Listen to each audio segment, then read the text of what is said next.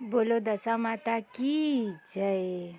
दशा माता व्रत की प्रामाणिक कथा के अनुसार प्राचीन समय में एक राजा नल और दंपति रानी सुखपूर्वक राज्य करते थे। उनके दो पुत्र थे। उनके राज्य में प्रजा सुखी और संपन्न थी। एक दिन की बात है, उस दिन होली दशा थी। एक ब्राह्मणी राजमहल में आई और रानी से कहा, दशा का डोरा ले लो। बीच में दासी बोली, हाँ रानी साहिबा, आज के दिन सभी सुहागिन महिलाएं दशा माता की पूजन और व्रत करती है तथा इस डोरे की पूजा करके गले में बांधती है, जिससे अपने घर में सुख समृद्धि आती है। अतः रानी ने ब्राह्मणी से डोरा ले लिया और विधि अनुसार पूजन करके गले में बांध दिया। कुछ दिनों के बाद राजा नल ने दंपति के गले में डोरा बंधा हुआ देखा। राजा ने पूछा, इतने सोने के गहने पहनने के बाद भी आपने यह डोरा क्यों पहना?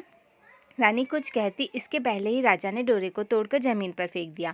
रानी ने उस डोरे को जमीन से उठा लिया और राजा से कहा, यह तो दशा माता का डोरा था, आपने उनका अपमान करके अच्छा नहीं किया। जब रात्रि में राजा सो रहे थे तब दशा माता स्वप्न में बुढ़िया के रूप में आई और राजा से कहा, हे राजा, तेरी अच्छी दशा जा रही है और बुरी दशा आ रही है। तूने मेरा अपमान करने अच्छा नहीं किया। ऐसा कहकर बुढ़िया दशा माता अंतर्ध्यान हो गई।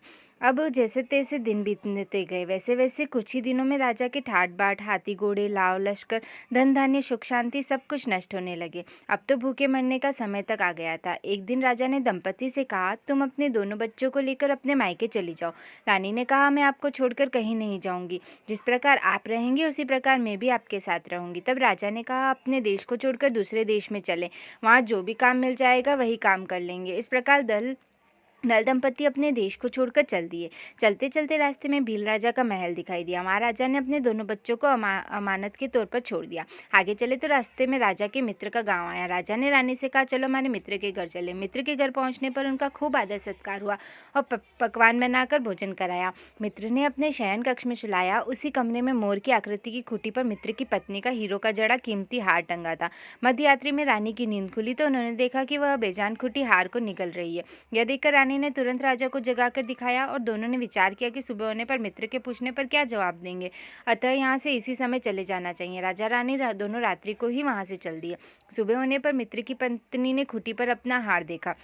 हारवा नहीं था। तब उसने अपने पति से कहा, तुम्हारे मित्र कैसे हैं जो मेरा हार चुरा कर रात्रि में ही भाग गए? मित्र ने पत्नी को समझाया कि मेरा मित्र कदापि ऐसा नहीं कर सकता। धीरज रखो, कृपया उसे चोर मत कहो। आगे चलने पर राजा नल की बहन का गांव आया। राजा ने बहन के घर खबर पहुंचाई कि तुम्हारे भाई भौजाई आए हुए हैं। खबर देने वाले से बहन ने पूछा, उनके हाल चाल कैसे हैं? वह बोला, दोनों अकेले पैदल ही आए हैं तथा वे दुखी हाल में हैं। इतनी बात सुनकर बहन थाली में कांदा रोटी रखकर भैया भाभी से मिलने आई। राजा ने तो अपने हिस्से का खा लिया, परंतु रानी ने जमीन में गाड़ दिया। चलते चलते एक नदी मिली। राजा ने नदी में से मछलियां निकालकर रानी से कहा, तुम इन मछलियों को भूंजो, मैं गांव में परोसा लेकर आता हूँ। गांव का नगर सेठ सभी लोगों को भोजन करा रहा था। राजा गांव में गया और परोसा लेकर वहां से चला तो रास्ते में चील ने झपटा मारा तो सारा भोजन नीचे गिर गया। राजा ने सोचा कि रानी विचार करेगी कि राजा तो भोजन करके आ गया और मेरे लिए कुछ भी नहीं लाया। उधर रानी मछलियां पूछने लगी तो दुर्भाग्य से सभी मछलियां जीवित होकर नदी में चली गई। रानी उदास होकर सोचने लगी कि राजा पूछेंगे तो सोचेंगे सारी मछलियां खुद खा गई। जब राजा आए तो मन ही मन समझ गए और वहां से आगे चल दिए। चलते चलते रानी के मायके का गाँव आया।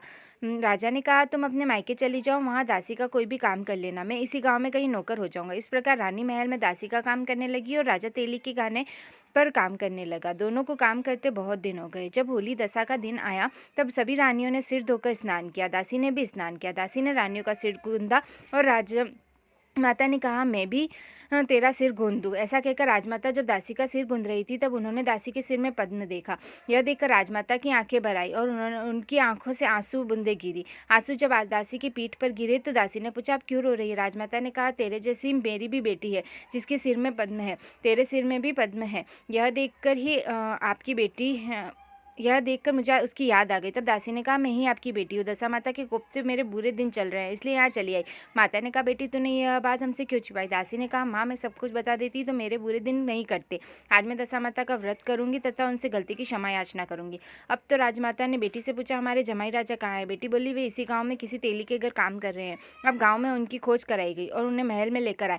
जमाई राजा को स्नान कराया, नए वस्त्र पहनाए और पकवान बनवाकर उन्हें भोजन कराया गया। अब दशा माता के आशीर्वाद से राजा नल और दंपति के अच्छे दिन लौट आए। कुछ दिन वहीं बिताने के बाद अपने राज्य जाने लगे। दंपति के पिता ने खूब सारा धन, लाव लश्कर, हाथी घोड़े आदि देकर बेटी जमाई को विदा किया। रास्ते में वही जगह आई जहाँ रानी ने में मछलियों को भुना था और राजा के हाथ से चील के झपट्टा मारने से भोजन जमीन पर आ गिरा था। तब राजा ने कहा, तुमने सोचा होगा कि मैंने अकेले भोजन कर लिया होगा, परंतु चील ने झपट्टा मारकर गिरा दिया था। अब रानी ने कहा, आपने सोचा होगा कि मैंने मछलियां भुनकर अकेले खा ली होगी, परंतु वे तो जीवित होकर नदी में चली गई थी। चलते चलते अब राजा की बहन का गाँव आया। राजा ने बहन के यहाँ खबर भेजी। खबर देने वाले से पूछा कि उनके हालचाल कैसे हैं। उसने बताया, वे बहुत अच्छी दशा में हैं, उनके साथ हाथी घोड़े लाव लश्कर हैं। यह सुनकर राजा की बहन मोतियों की थाल सजा कर लाई। तभी दंपति ने धरती माता से प्रार्थना की और कहा, माँ, आज मेरी अमानत मुझे वापस दे दो।